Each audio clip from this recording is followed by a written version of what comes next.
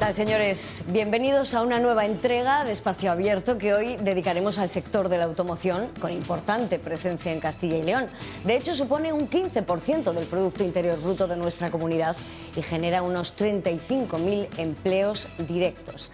Pero más allá de las cifras, los ciudadanos de a pie nos preguntamos si es buen momento para comprar un vehículo, si descartamos los diésel o si de momento es mejor esperar a que se disipen todas las dudas respecto a la viabilidad de los coches eléctricos. Ponemos el foco en el sector con el informe de Leticia Sánchez. En 2024 se matricularon en España 1.016.885 vehículos. Es un 7% más que en 2023, pero todavía por debajo de la cifra de 2019. Los turismos híbridos, pero no enchufables, se situaron como los más matriculados, con 392.000 unidades, superando ya a los de gasolina, que fueron 378.000, y muy por delante de los diésel, con 96.000, que siguen reduciendo sus ventas. Mientras los vehículos o 100% eléctricos o los híbridos enchufables sumaron 115.000 unidades, representando el 11,4% de las ventas, por debajo de 2023 que se acercaron al 12% y lejos del 20% de la media europea. Encabeza nuestros vecinos de Portugal con unas ventas de vehículos electrificados del 33%, Reino Unido con el 27% o Francia con casi el 25%. El mercado electrificado se resiste a despegar. Eso sí, en los últimos 4 años los fabricantes han pasado de vender un 81% de vehículos gasolina o diésel a un 47,7%. En Castilla y León, la comparativa aún es más favorable a las nuevas tecnologías. Los diésel y gasolina sumaron en 2024 el 35,9%. Un avance insuficiente, sin embargo, a nivel nacional para cumplir con la normativa europea que exige una reducción de emisiones a 93,6 gramos por kilómetro. Ahora estamos en 117. Para cumplirlo tendríamos que vender en 2025 236.000 coches con cero emisiones, lo que representaría un 23% de las ventas, o exponernos a multas de 15.000 millones de euros. The review of the CO2 emission standard legislation. España respira de momento tras el anuncio de Bruselas que ahora han de ratificar los Estados miembros y que retrasa esas sanciones a 2027. El sector insiste que para incrementar las ventas de electrificados el mercado necesita incentivos como el del Plan MOVES, que decaía el pasado 22 de enero, y que el Gobierno se ha comprometido a recuperar mejorado y con carácter retroactivo. Aumenta la demanda si hay incentivos. También aumenta cuando las empresas fabricantes empiezan a vender coche eléctrico asequible, que esta es la gran aportación que tiene que hacer la industria. Castilla y León es la comunidad autónoma con el parque automovilístico más envejecido, con una media de 16,6 años, 2 más que la media nacional.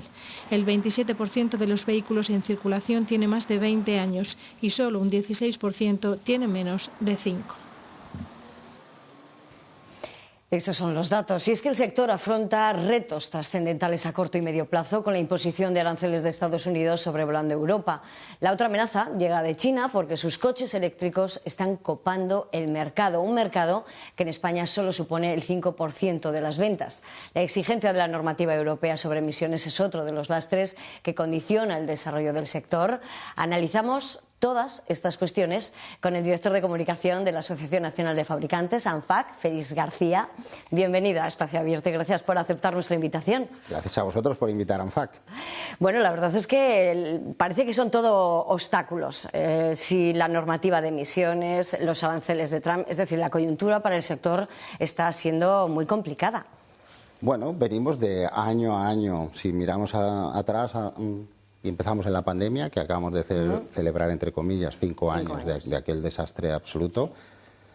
Si algo ha demostrado la industria española de automoción es flexibilidad y adaptación a todo lo que viene de fuera, ¿no? Porque fue pues un parón sin poder producir, luego crisis de microchips, falta de materiales, guerra de Ucrania, guerra de Israel-Gaza... tensiones geopolíticas entre China y Estados Unidos, ahora estamos con aranceles, imposición de aranceles también a los vehículos eléctricos chinos.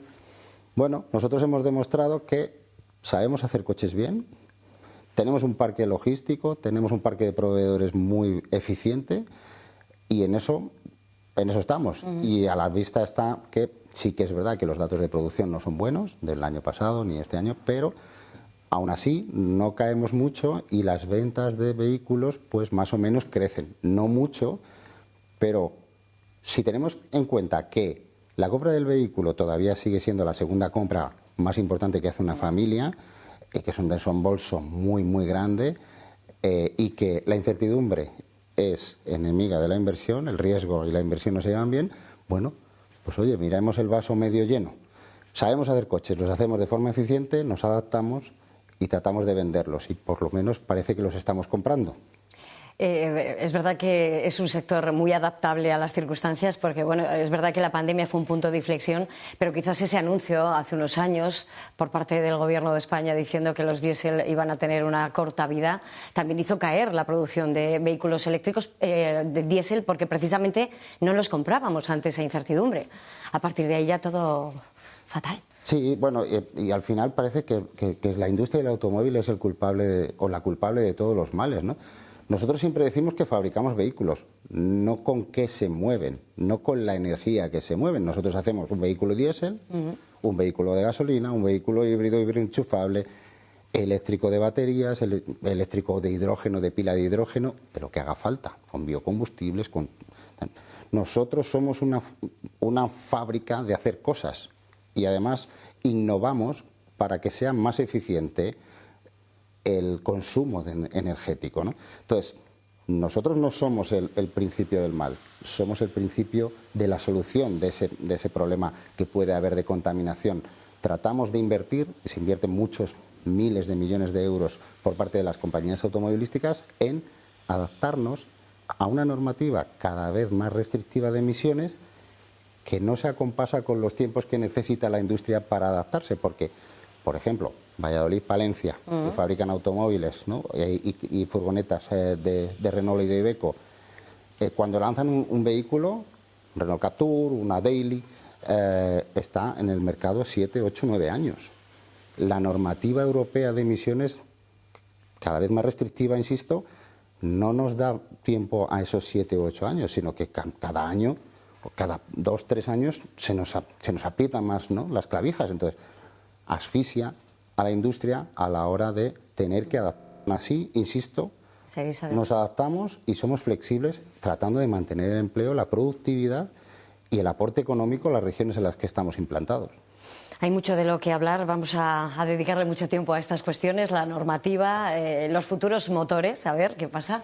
Pero bueno, antes hemos querido hablar con el clúster de automoción de Castilla y León, con la patronal de los concesionarios y de la movilidad eléctrica y también con un experto en las tecnologías aplicadas al motor para mostrar su visión respecto al futuro inmediato del sector. Es un reportaje de Óscar García y José Bermúdez.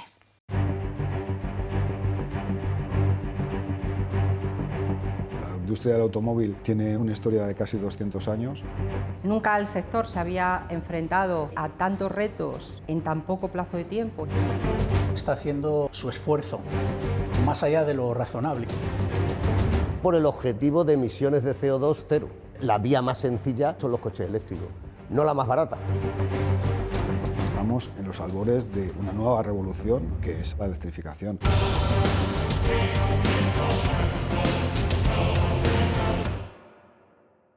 Sometimes you'll catch me smiling in the middle. Más del 15% del PIB de Castilla y León proviene y tiene origen en el sector de automoción y movilidad.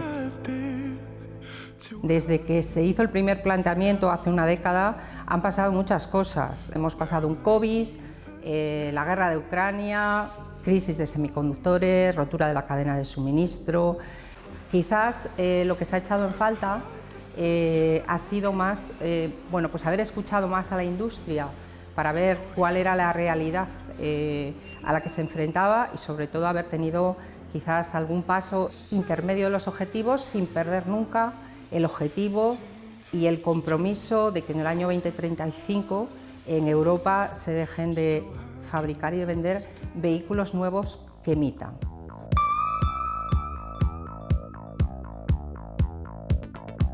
Desde que empezaron la normativa anticontaminación hasta ahora, los límites se han dividido por 100. Pero a lo mejor en los últimos 10 años, a lo mejor se han dividido entre 2.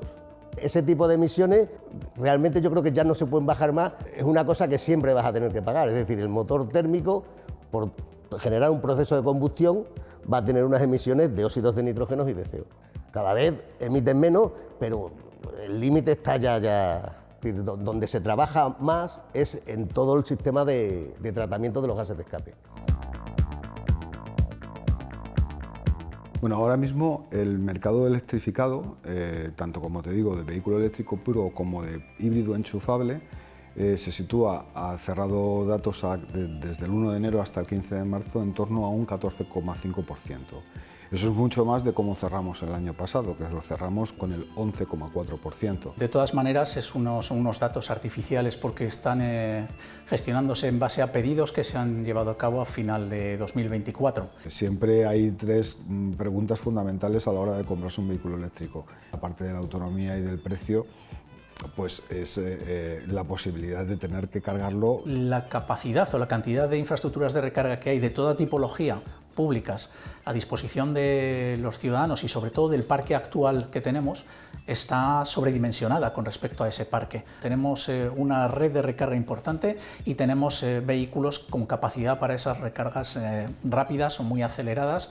Lo que necesitamos es incrementar el parque de vehículos. En cuanto a puntos de acceso público, estamos en torno a los 40.000. Necesitaríamos a lo mejor en el año 2030 cerca de 300.000 puntos de recarga. Estamos preparados para afrontar el reto, pero no es un reto exclusivamente del sector de automoción, sino también a nivel país. Y aquí será necesario que haya unas actuaciones coordinadas a nivel país entre el Gobierno de España y las comunidades autónomas. El vehículo eléctrico es esencial como proyecto país en España. Es el único sistema de propulsión que habla con la red eléctrica para impulsar energías renovables, generación distribuida y almacenamiento energético. Y eso es muy importante y estratégico en un país como España, que pues depende absolutamente de terceros países en la compra de combustibles fósiles, pero es capaz de generar su propia energía renovable para alimentar edificación, industria y también movilidad, ¿no?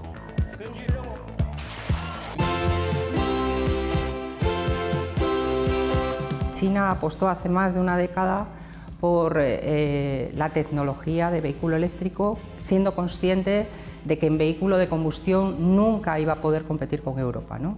Y nos llevan más de una década de ventaja. Y eso se nota pues, a la hora de ofrecer productos a un precio más competitivo.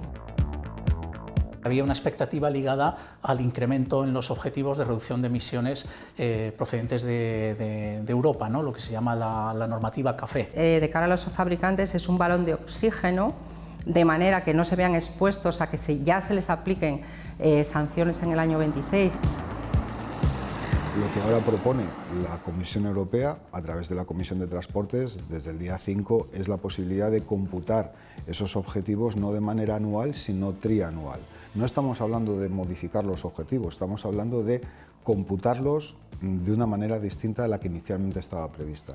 Echamos en falta el punto de vista de neutralidad tecnológica, es decir, es un plan que se fija mucho en la electrificación y no tanto en la posibilidad de utilizar todas las tecnologías que los constructores ponen en marcha o ponen a disposición del cliente a través de los concesionarios para poder trabajar en aras a esa descarbonización. Los fabricantes tendrán un margen más amplio para que se haga el cálculo del primer procedimiento sancionador. Lo que se permite es un periodo de 3 años, que es 26, 27 y 28, para hacer ese cálculo en la confianza de que el vehículo eléctrico, que en estos momentos no tiene el grado de penetración que se esperaba cuando se formuló pues, los objetivos, pueda alcanzar ese plazo en este periodo de tiempo.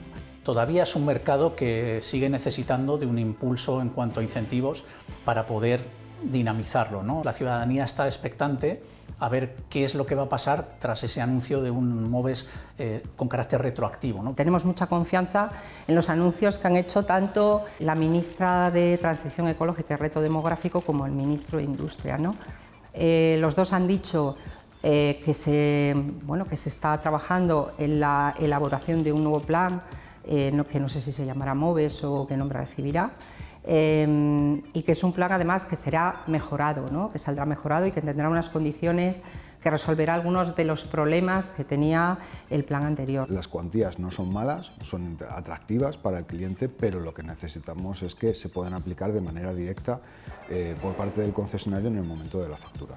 No hay una velocidad como se producía en planes iniciales, hablamos del 2010, donde los planes de incentivos pues, se gestionaban directamente con el IDAE, con el propio gobierno, y por lo tanto se percibían en 15 días, ¿no? Ahora nos encontramos con otra situación muy diferente, se tienen que percibir a través de las comunidades autónomas y eso ha generado retrasos importantes. Por eso trabajamos también para que haya ventajas fiscales que son inmediatas y que permiten pues, mandar esa señal de precio en la compra al ciudadano. Necesitamos claramente los incentivos y así se ve en toda Europa. Nos jugamos mucho, nos jugamos una paralización del mercado que ya se está produciendo.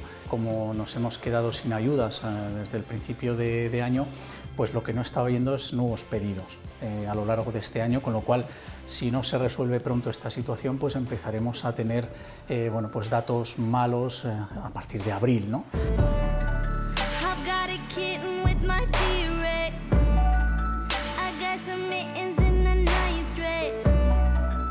Es importante diferenciar entre coches y vehículo industrial o vehículo pesado.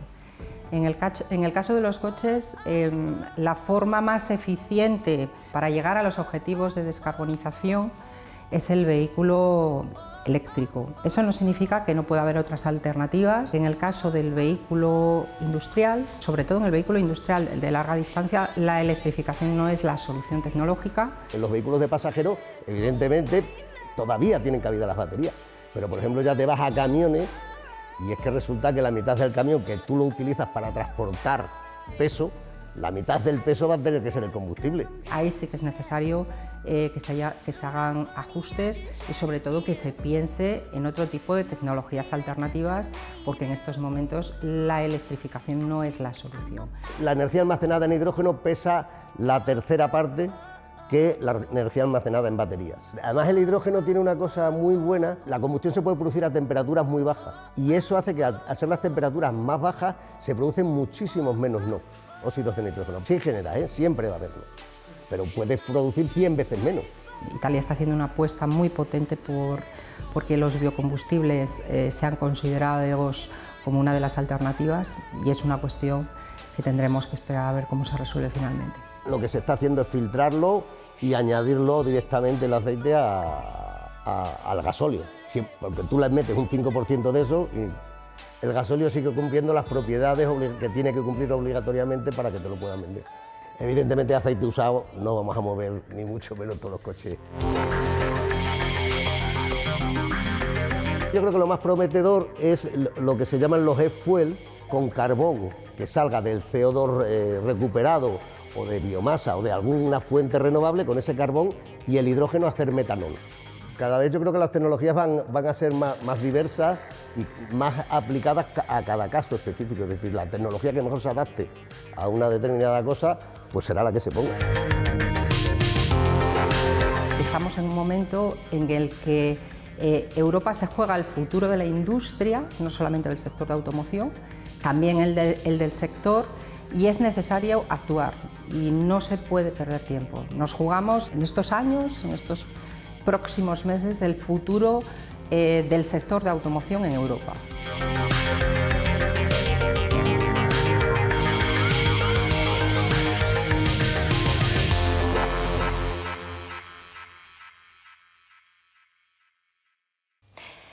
Bueno, pues esa es un poco la visión de todos los elementos que componen el sector de la automoción. Félix, ¿es fácil ser competitivos en Europa con la normativa restrictiva que estamos implementando desde nosotros mismos, desde nuestros organismos europeos? Nosotros desde el automóvil lo que decimos es que somos punteros en innovación y, como he dicho al principio, en productividad, porque si no, en España, por ejemplo, que tenemos fábricas de automóviles, las tenemos sin tener el centro de decisión de las multinacionales aquí en España. Es decir, podían elegir cualquier otro país, incluso su país de origen. ¿Por qué nos eligen a nosotros? Porque somos altamente competitivos y les sale rentable. Es así de sencillo. Entonces, cuantas más normativas de restricción nos pongan, más difícil nos hacen ser competitivos. Y, por ejemplo, si tenemos cada vez más actores, y ya no hablo solo de regiones, como puede ser China o Estados Unidos, por ejemplo, sino nuevos actores tecnológicos que quieren vender vehículos, como puede ser Tesla o Xiaomi o Huawei o marcas tecnológicas, la industria de la automoción debe seguir siendo altamente competitiva y para nosotros la innovación es clave.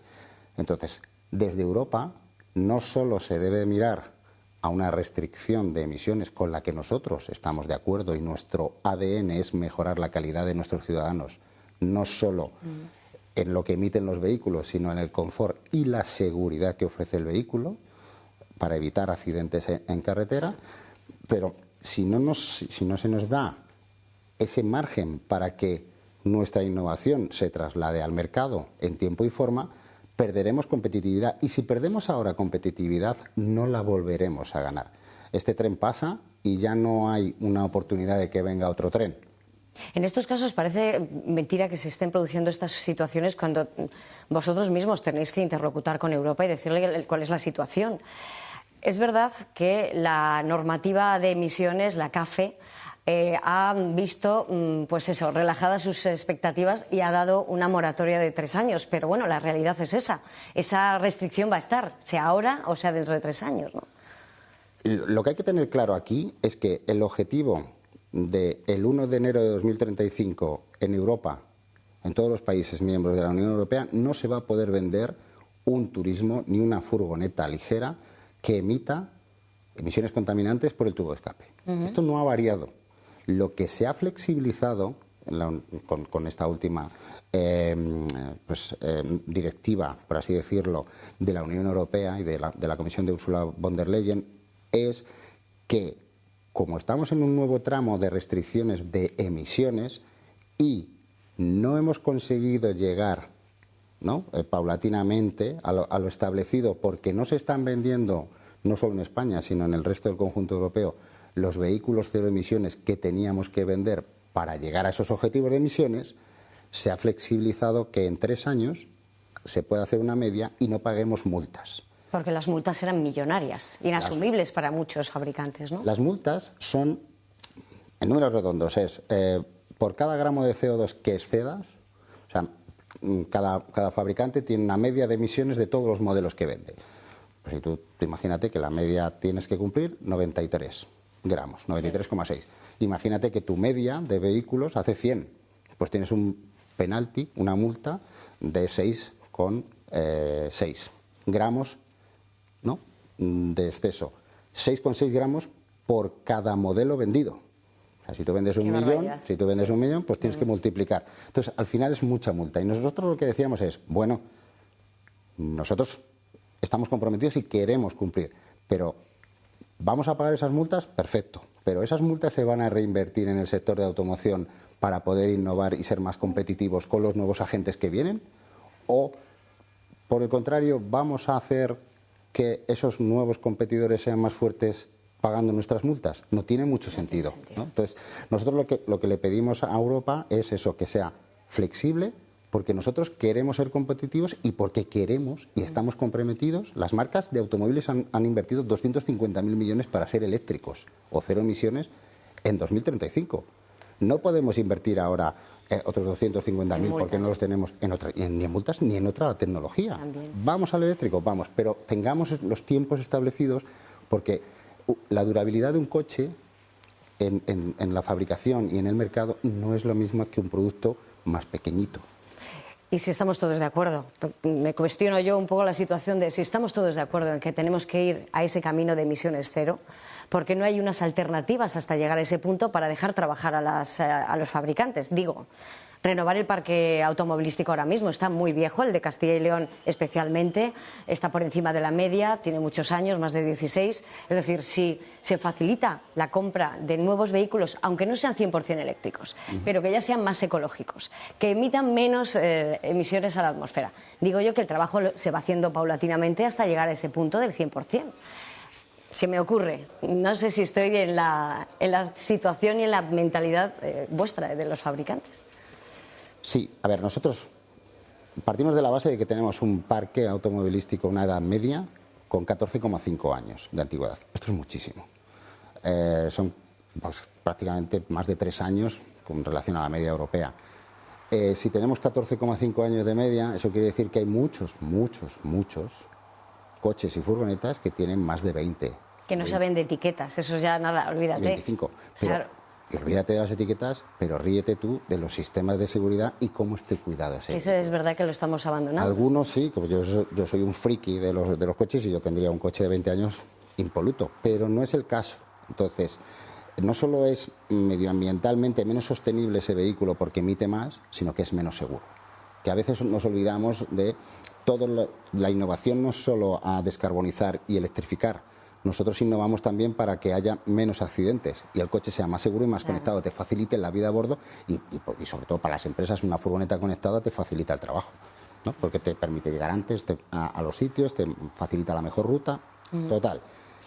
Que el que tiene, el autónomo que tiene una furgoneta de hace 20 años, no la tiene porque sí o porque quiere. Querría tener una furgoneta de última generación, pero a lo mejor no se le da en sus balances o no tiene una fiscalidad positiva, incentivadora, para que pueda cambiar esa furgoneta antigua a una nueva. Es como volver al plan Renove tradicional, el que conocimos hace años. Lo que se trata es no de imponer lo eléctrico, o el vehículo de bajas y cero emisiones, o tú no puedes entrar en el centro de las ciudades por la zona de bajas emisiones. Nosotros estamos a favor de la zona de bajas emisiones, pero siempre y cuando no dejes a nadie atrás y todo el mundo pueda seguir utilizando su furgoneta y su medio de trabajo. El tema es que hay que ser positivo, incentivar, no prohibir. Si estamos prohibiendo, haciendo una labor coercitiva, todo aquello que es prohibitivo genera rechazo. Si tú a una empresa, a un autónomo, le dices, mira, si tú tienes esta furgoneta X y tienes esta furgoneta cero emisiones, bajas emisiones, tal, y te doy un incentivo fiscal, te voy a bonificar el IVA, te voy a hacer una exención en el impuesto de sociedades y tienes rentabilidad desde el kilómetro 1 en esta furgoneta, no se va a poder negar el autónomo o la empresa X a tal. A invertir en eso, Entonces, claro. Esta es la tesitura en la que nosotros nos movemos. La tecnología está. Tratamos de hacer cada vez más competitivos nuestros modelos en precio, que siempre se achaca a que el vehículo eléctrico es un poquito más caro, evidentemente, que uno de combustión. Pero para eso están las ayudas públicas, que hoy por hoy no tenemos ayudas del Plan MOVES a la compra de vehículos eléctricos. Esa es otra guerra, porque el Plan MOVES 3 se ha demorado, no está siendo ágil, no está permitiendo precisamente que uno arriesgue a apostar por el eléctrico cuando no sabes si te va a llegar la ayuda hoy, mañana, dentro de 2 años. En fin, es otra situación paradójica también. Sí, bueno, porque los objetivos de emisiones los tenemos. Claro. Pero por ser un poco más técnico, las condiciones habilitantes no se dan. En este caso es, en un mercado tan atomizado como el español, donde tú o yo miramos el euro, es decir, me compro un coche u otro, porque la fidelidad a la marca cada vez baja más y lo que prima es el precio, si estamos hablando de que por 500 euros arriba o abajo me decido por un coche u otro, si decimos que tenemos una ayuda de 4.500 euros de Plan MOVES, que ahora mismo no existe, la teníamos hasta el 31 de diciembre del año pasado y ahora no existe, pues ¿qué ocurre? Que no te compras ese vehículo, porque no tienes esos 4.500 euros de más. Porque si queremos que el vehículo 100% eléctrico sea ya más masificado y que no se haya quedado solo en lo que los ingleses llaman early adopters, o los que se compra el Tesla o el Porsche o así un poco más elitista. Más elitista, que sea pues el común de los mortales quienes podamos acceder al vehículo eléctrico en un precio medio en torno a los 25.000 euros, que ya hay bastantes modelos asequibles, pero claro, si le das además a esos 25.000 euros, le das 4.500 en el momento de la compra. Que tiene que ser ayudas directas, si no, claro, pagas 20.000. De otro modo no puede ser. Yo he tardado 18 meses, yo vivo en Madrid, 18 meses en cobrar la ayuda del punto de recarga. He tenido que mandar 3 veces la misma declaración responsable, 3 veces las fotografías del punto de recarga con el coche, tal. Yo, al mismo buzón de la Comunidad de Madrid. O sea, si estás acostumbrado a comprar todo con un clic, que te lo traen a casa, te lo traen al día siguiente. Si no te lo traen al día siguiente ya estás bramando. Y bufas, La y bufas. inmediatez, sí, sí, sí. Si estás esperando 18 meses, en vez de incentivar la compra o incentivar el salto a la movilidad eléctrica, lo desincentivas. Es una desmotivación absoluta, claro. Correcto. Por eso el vehículo híbrido está triunfando tanto. La gente quiere un vehículo que emita menos, que sea más seguro y que sea menos contaminante. Entonces, si no tengo plaza de garaje, no todo el mundo tiene plaza de garaje para que el vehículo eléctrico sea tremendamente rentable. Pues dice, bueno, tengo una alternativa que es un vehículo híbrido. Fantástico, consumo menos, emito menos, puedo entrar por las zonas de bajas emisiones sin ser un agente contaminador para la ciudad que perjudique la calidad del aire. Pues ahí tenemos, ¿no? Entonces, sí que es verdad que habría que hacer también mucho más asequible y una labor de divulgación a la gente de decirle, el vehículo eléctrico no necesita tener, si lo usas solo en un trayecto interurbano para ir al trabajo, llevar a los niños, ir a la compra, tal, ves que haces 20 kilómetros al día, no necesitas una cantidad de puntos de recarga ingente, puedes cargar en tu casa. Si no tienes en tu casa, podrías cargar pues en un aparcamiento público en el que se habiliten unos puntos de recarga en los que solo aparque vehículo eléctrico, no que se te meta un vehículo de combustión, porque las plazas de aparcamiento con enchufe están más cerca de la puerta del centro comercial, ¿no? Claro. Entonces, Bueno, yo creo que debemos de hacer un poco de pedagogía ahora, porque en torno al eléctrico hay una cantidad de leyendas urbanas absolutas, y además tenemos que saber cuál es el escenario ahora mismo, porque hay muchos espectadores que nos están viendo ahora con la incertidumbre de no haber querido comprarse un coche porque ya no saben cuál. El diésel descartado, el gasolina enchufable, o sea, el gasolina híbrido con el de batería no enchufable. Es decir, hay una cantidad de opciones, pero no sabes cuál es la viable a corto plazo. Ya no digo a medio, largo plazo, porque bueno, uno se compra un coche para que por lo menos sea viable 10 añitos mínimo. Incluso más, 14,5. 14,5, 16 incluso en no lo Castilla y deseable, León. ¿no? ¿Qué le podemos recomendar a las personas que nos estén viendo y que tengan en la cabeza comprarse ahora mismo un vehículo? Primero, yo distingo siempre el que compra el coche. Y nadie se lo compra pensando, bueno, este lo voy a utilizar solo para andar en ciudad. Exacto. Este no voy a viajar solo con él. No, uno. Y yo hago dos distinciones más. El que compra el coche por pasión, ¿no? Por algo pasional, me gusta conducir a tope, libertad, movimiento, con el que me identifico, o el práctico y racional. ¿Y por qué digo esto? Porque no todo el mundo tiene un Porsche, ojalá, que es un vehículo aspiracional, o un Ferrari, o nadie tiene pues, un Audi RS6 de 600 caballos, 500 y pico caballos, un M5 de BMW. De igual modo, no tienes por qué tener un vehículo 100% eléctrico que tenga 1000 kilómetros de autonomía. Claro. Es decir, si asociamos el vehículo eléctrico a algo más racional, que es verdad, como la compra de un vehículo híbrido también, es más racional, consumes menos, es la eficiencia, ¿no? En el tema del coche eléctrico, creo que es básico que tengas claro que si tú haces 20 kilómetros al día, no necesitas una batería que te soporte 1000 kilómetros de autonomía, ni 700. Con una batería de 300 kilómetros te da para hacer tu vida diaria, tu uso diario del vehículo toda la semana. ¿Por qué digo esto? Porque la batería es el componente que más cuesta del vehículo. Entonces, si tú quieres una batería para 1000 kilómetros, vas a pagar igual 70 o 80 mil euros por el vehículo. Si tienes una batería de 300 400 kilómetros, pagarás 25 o 30 mil euros por el vehículo eléctrico.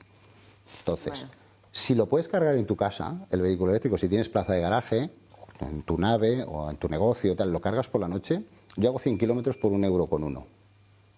Es imbatible, porque tengo un coche híbrido, tengo un coche híbrido, híbrido enchufable con combustión y eléctrico, ¿no? Y cuando uso solo combustión, estoy hablando de que esos 100 kilómetros me cuestan 13 euros. Entonces, si tú tienes un negocio, eres un autónomo, una pyme, una furgoneta 100% eléctrica para hacer, por ejemplo, el recorrido de la compra que te envía el supermercado X a tu casa. Eso suelen hacer 100, 120 kilómetros, ¿no? Como mucho. Sí. Si van a llevarte la compra a ti, luego me la traen a mí, luego van a recargar más, las siguientes compras, siguientes pedidos, en esa media hora que cargas los pedidos también puedes cargar el vehículo, con lo cual es tremendamente competitivo. Por eso digo, en esta fase en la que estamos, más allá de que sea más o menos atractivo el vehículo eléctrico, que creo que lo es, hay que ser muy racional en la compra. Y creo que es muy importante pensar ¿para qué quiero el coche? ¿Para qué quiero el coche? ¿No? Y también si hablo de un híbrido, e incluso también si hablo de un vehículo diésel, que a lo mejor para ir desde mi pueblo... Eso iba a preguntar, ¿el diésel ya lo descartamos absolutamente o no? No, porque, voy a meter la cuña, para ir desde mi pueblo, Santa Cristina de la Polvorosa, al lado de Benavente, a Almazán en Soria, yendo no por las carreteras, de autovías, que sí puedo tener algún punto de recarga, si voy por carreteras que son nacionales y son menos transitadas, no vas a tener punto de recarga de vehículo 100% eléctrico. A lo mejor me sale un poco más caro cargar el diésel que cargar el eléctrico, pero es más funcional porque tardo menos o porque no tengo los puntos de recarga para hacer, pues para llevar pues unas fresas. Es que ese es otro hándicap, el tema de los puntos de recarga. Parece que hay que multiplicarlos por mucho para que sean los coches eléctricos competitivos en nuestro país. Es decir, hay 4.000, 1.000 no están operativos, necesitaríamos multiplicarlos por 4, tenemos que ponerlos en marcha, porque si no, es inviable el asumir ahora mismo una compra, aunque sea de 25.000 euros, para que llegue un momento en el que no sepas cómo poder recargar tu batería porque no encuentras un punto. Tienes que estar geolocalizado, es muy difícil. Tienes que planificar no solamente tu viaje, sino también dónde están los puntos de recarga. Totalmente de acuerdo. Si tienes un vehículo eléctrico, lo que te tienes que olvidar a día de hoy es que vas a cargar en 5 minutos. Esa es otra, el tiempo. Que vas a cargar en 5 minutos hoy por hoy es inviable. Hay posibilidad tecnológica, pero hoy por hoy en el mundo real es inviable, no existe. Y no tienes tantas gasolineras o electrolineras, no hay tantas ahora mismo a disposición, ¿no? ¿Hay los puntos de recarga necesarios en las vías públicas para el parque móvil circulante de eléctricos? Sí. Pero si tenemos que cumplir los objetivos que hablábamos antes de reducción de emisiones que nos marca el PNIEC o el Fit for 55 europeo, y tenemos que tener 5,5 millones de vehículos eléctricos en 2030, tenemos que tener 300 y pico mil puntos de recarga que no tenemos 50.000. Entonces, tiene que ir acompasado, que es antes el huevo o la gallina, las dos cosas a la vez. Pero vuelvo a la racionalidad. Hay que dar certidumbre al usuario para que, por ejemplo, si vas por la carretera, tú ves la señal de gasolinera, pero no ves señal de electrolinera. Y me puedes decir, bueno, es que el que ha planificado lo planifica con el móvil, lo tiene puesto aquí en la app, tan muy bien, perfecto. Ese no necesita certidumbre porque ya es usuario de vehículo eléctrico. Pero tú, si no tienes un vehículo eléctrico, o los telespectadores que nos están viendo y no tienen un vehículo eléctrico, seguramente si vieran tantas señales de gasolinera como de electrolinera, dirían, bueno, oye, hay muchas, puedo viajar. Exacto. Sí. Es dar certidumbre. Otra de las certidumbres que tiene que dar al usuario es de vehículo eléctrico, porque te puede pasar, es, si yo llego a un punto de recarga, a una estación la que sea, y me dice que carga a 100 kilovatios, que cargue a 100. No que de repente vaya una baja de tensión, que pase lo que sea, y me cargue a 50. Porque si tengo planificado estar 20 minutos a 100, si carga a 50 ya no son 20, son 40 minutos. Porque ¿cómo está la fiabilidad de las baterías? Porque claro, unos dicen, no, pesa mucho, nosotros tarda mucho en recargar, pierden... No son reciclables, que ese es otro hándicap importante. Estamos en ello. Estamos en ello. Pero la culpa de no reciclarlas no es de los automóviles, de los automovilistas, automovilísticas, perdón, porque nosotros estamos invirtiendo en la segunda, tercera y cuarta vida útil de las baterías, no en un vehículo, sino en casas, fábricas, edificios y demás. Durabilidad de la batería. Lo que hay que hacerle ver a un usuario es que la batería del vehículo no dista mucho de nuestras baterías de los móviles o de los portátiles o de tal. Es decir, y no nos quejamos, ¿verdad? No te quejas y además tienes que hacer lo mismo que con ellas. Es decir, si te dice el de la marca de la manzana o el de la marca coreana de móvil o china, para que estén todos, no se me enfaden. Voy a ir no por se ahí me enfaden, ahora. por eso. Pues, si te dicen, no lo dejes acabar porque si no, sufre. Carga entre el 20 y 30%, cuando le quede 20 y 30% lo cargas hasta el 80%, que eso es Bueno, donde, garantía un poco, garantiza donde no un se poco. te hace, ¿no? La vida útil no se te acorta de la batería y no la chicharras, ¿no? Entonces, bueno, pues con el coche eléctrico tienes que contar con eso. Entonces, es decir, cuando tú planificas, y el coche además ya te lo dice, tú tienes un coche eléctrico y te dice, aquí vas a llegar con el 20% de batería, para y cargas, haces una carga hasta el 80, no tienes que cargar hasta el 100, y si vas a... Pues si yo voy de Madrid a Benavente, a Santa Cristina, en Benavente tengo punto de recarga, sigo un poco. Y el coche me dice que no llegue al pueblo, a Santa Cristina, y que pare y cargue en Benavente. Porque así dura más Optimizas la carga. Es cambiar la mentalidad. Y lo que hemos dicho antes, igual que no vas a cargar en 5 minutos, como una gasolinera, y que no es un elemento mecánico, que esto añade un punto de complejidad. Tú vas a la gasolinera, sacas la manguera y echas. Ahí no interviene nada, de software, ni conectividad, ni nada. En el coche eléctrico tiene que hablar con el punto de recarga, el punto de recarga habla con el coche eléctrico. Si no se casan, si no se quieren, pues la hemos liado, porque no cargas. Y entonces tenemos un problema. Entonces, esto está mejorando mucho, y por eso digo que todo lo que sea dar certidumbre al usuario, divulgar a favor, porque hay mucho hater, pues vendrá bien. Y cada vez tenemos menos problemas. Yo no tengo problemas desde hace más de un año en cargar un vehículo eléctrico cuando salgo a la carretera. Tengo una cría de 5 años, tengo un padre en diálisis, que lleva una máquina así, tengo que llegar a destino todas las noches y tengo me viene una niña otra más. O sea, quiero decir, yo me muevo en un vehículo eléctrico y no soy un usuario que tenga muchas certidumbres en su vida. Es así. En todo caso, has dicho al principio, somos competitivos, estamos innovando, generamos tecnología, pero yo no sé cómo estáis viendo la marabunta que llega de China, porque no solamente estamos comprando mucho coche chino, sino que incluso los fabricantes chinos se quieren implantar en España, por ejemplo. Esto no sé cómo lo estáis viendo desde el sector. Son cosas diferentes, pero empiezo por el final, sí, si quieres. por favor. Cualquier inversión que venga a España, bienvenida será.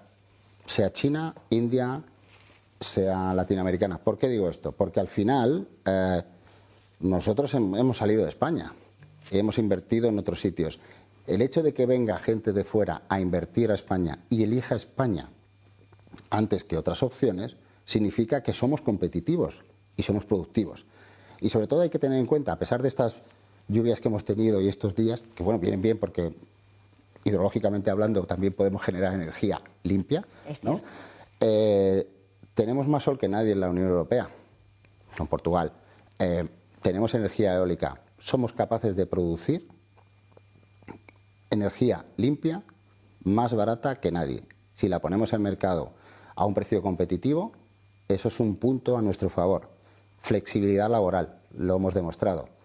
Parque de proveedores logístico, y tenemos puertos muy competitivos y una red de ferrocarril que une prácticamente todas las plantas españolas con los puertos y con las carreteras.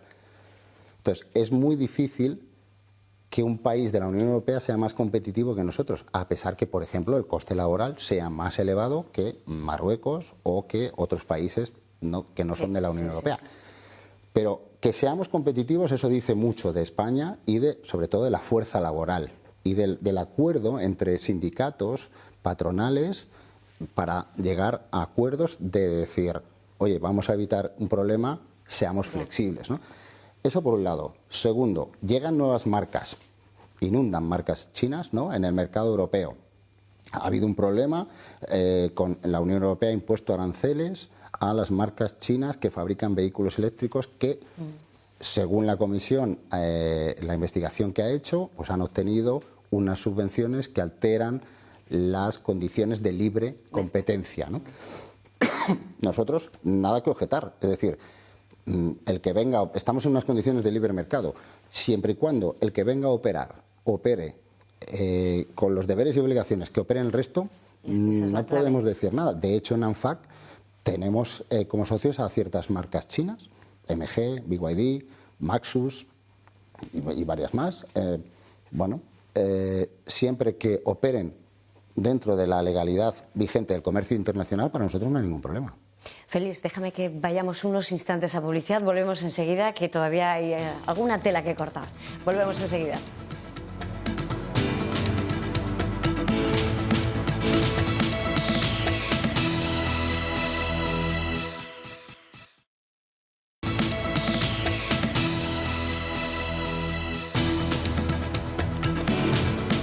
Estamos de vuelta en Espacio Abierto y estamos hablando del sector de la automoción, de cuál es el presente y el futuro del automóvil, y lo estamos haciendo con Félix García, el director de comunicación de ANFAC. Félix, salimos a la calle y queremos conocer las inquietudes respecto a lo que estamos hablando durante estos minutos de la calle. Tenemos algunas preguntas, vamos a verlo.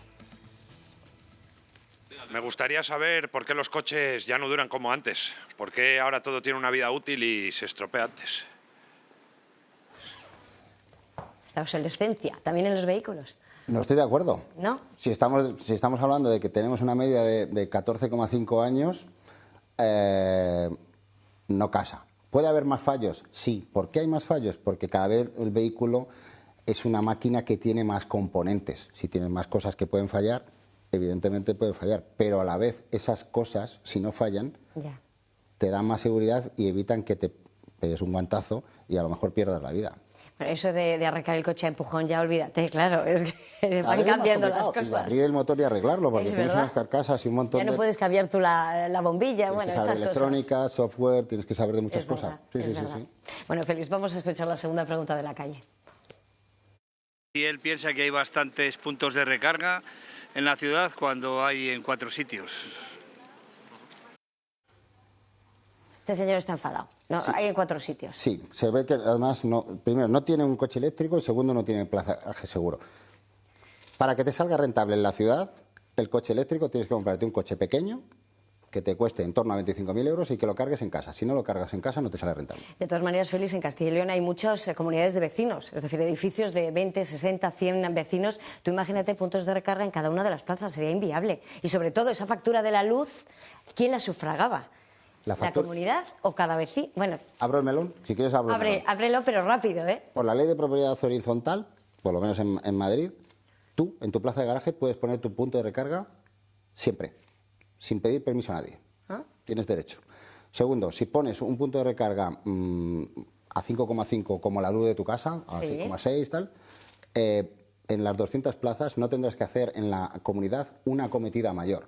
Otra cosa es que quieras poner una potencia mucho más elevada. Pero si tú pones un 5,5 que yo tengo en casa, yo por la noche cargo, en 8 horas, cargo 150 kilómetros de autonomía. Suficiente. Correcto. Vamos a por la última. ¿Cuándo vamos a tener un coche que conduzca solo? Uy, no sé yo, esto la tecnología que tú hablabas antes. Reformulo la pregunta. ¿Cuándo va a estar la gente dispuesta a que el coche le lleve? Ya. Es que la tecnología ya está. Yo me he montado en un circuito que no tenía nadie aquí. 200 por hora, ¿eh? Y una curva a frenar a 80... Claro, pero para que pase... Se te sube el estómago aquí por no decir otra cosa. Seguro, porque no dominas la conducción, No, claro. tú no haces nada. Tú estás sentado en este lado y aquí no va nadie. Tienes un botón del pánico y tú. ¿Y eso sería compatible con el resto de vehículos? Es decir, o todos tendrían que Esta ser es la de esa clave. manera. Esta es la clave. El vehículo tonto, que soy yo, con el vehículo inteligente, que es el que se conduce solo, ¿es compatible? Yo creo que no. ¿Por qué? Porque yo hago pirulas. El coche autónomo no. Es complejo. ¿Puedo hacerte la última y súper breve? Sí. ¿Crees que es disuasorio la compra del eléctrico teniendo en Estados Unidos a Elon Musk con los Tesla? Porque es verdad que los últimos informes han rebajado al 50% las ventas de Tesla, que es el eléctrico por excelencia hasta hace 4 días. Tesla es un vehículo eléctrico excepcional, es muy bueno, tiene una red de supercargadores que funciona a las mil maravillas, pero Tesla no es la única marca que vende vehículos eléctricos. El que quiera elegir un vehículo eléctrico de Tesla, que lo elija. El que quiera un vehículo eléctrico de Renault, de SEAT, de Hyundai, de la marca que sea, que lo elija. Bueno, de hecho, los últimos datos es que ha caído las ventas al 50%. Lo dejamos ahí. Félix García, muchísimas gracias desde ANFAC por haber compartido todos estos conocimientos con nosotros que nos hacían falta, porque la pedagogía, como bien dices, es importantísimo a la hora de decidir este que es el segundo gasto más importante de una familia. Gracias. A vosotros. Y como siempre, a ustedes, emplazarles a un nuevo espacio abierto. Será, como siempre, en cuestión de 7 días. Les espero. Feliz semana. Adiós.